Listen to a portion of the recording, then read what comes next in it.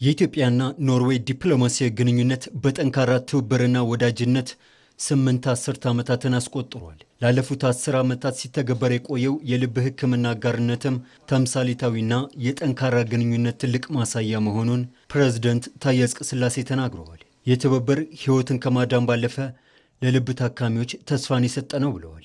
Standing on the 8 decades of Ethio-Norwegian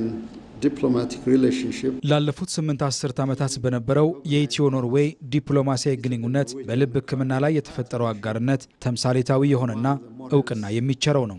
ይህ ታላቅ የህይወት አድን ተልዕኮ ነው። ይህንን ፕሮጀክት የመሩ ምስጋና ይገባቸዋል። ይህ ተምሳሌታዊ የሆነው ትብብር የበርካታ ኢትዮጵያውያንን ህይወት እንደሚታደግ የታየ ስራ ነው። የኢትዮጵያ መንግስትም እውቅና የሚቸረው ነው። ህይወትን ከማዳን ባለፈ ለታካሚዎች አዲስ ተስፋን የሰጠ በመሆኑ ነው። የኢትዮጵያን የጤና ዘርፍ በማጠናከር ረገድም የአጋርነት ትልቅ መልእክት አለው።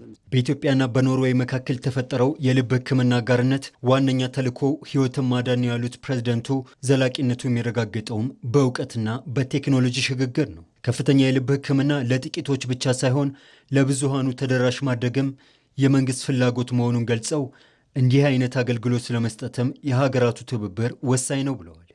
የኢትዮጵያን ሄልዝ ሰርቪስ is going through a rapid transformation. በሽታ መከላከል ላይ ያተኮረው የጤና ፖሊሲያችን በአሁኑ ወቅት በኢትዮጵያ የጤና አገልግሎት ላይ ፈጣን ለውጥ እያመጣ ነው። ከፍተኛ የልብ ሕክምና ለጥቂቶች ብቻ ሳይሆን ለብዙሃን የተገባ እንዲሆን የመንግስት ፍላጎት ነው። ስለዚህ ድጋፋችሁን ማጠናከር እንዲህ አይነት አገልግሎት ለመስጠት ይረዳል። የጤና መሰረተ ልማቶችን በማጠናከር አገልግሎቶችን ተደራሽና በዋጋም ተመጣጣኝ ለማድረግ መንግስት ቁርጠኛ ሆኖ እየሰራ ነው።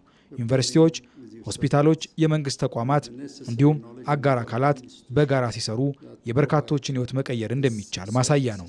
ባለፉት 2 ዓመታት ከፍተኛ ማሻሻል እያሳየ ያለው የኢትዮጵያ የጤና ስርዓት በብዙ መመዘኛዎች ስኬቶችን እያስመዘገበ መሆኑን የጤና ሚኒስትሯ ዶክተር መቅደስ ዳባ ተናግረዋል።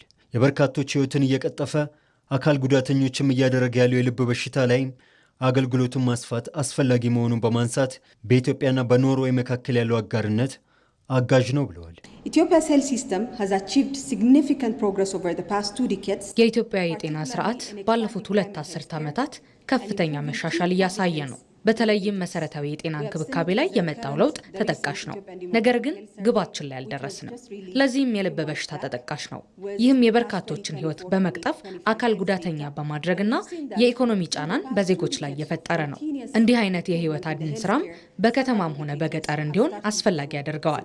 በአዲስ አበባ ዩኒቨርሲቲና በኖርዌይ የልብ ሕክምና አጋርነት ፋውንዴሽን የተዘጋጀው ሲምፖዚየም ያለፉትን 10 ዓመታት ስራዎችን ከመዘከር ባለፈ ለቀጣይ ስራዎች የሚመክርና አጋርነቱንም ለማጠናከር ያለመ ስለመሆኑን ተገልጿል።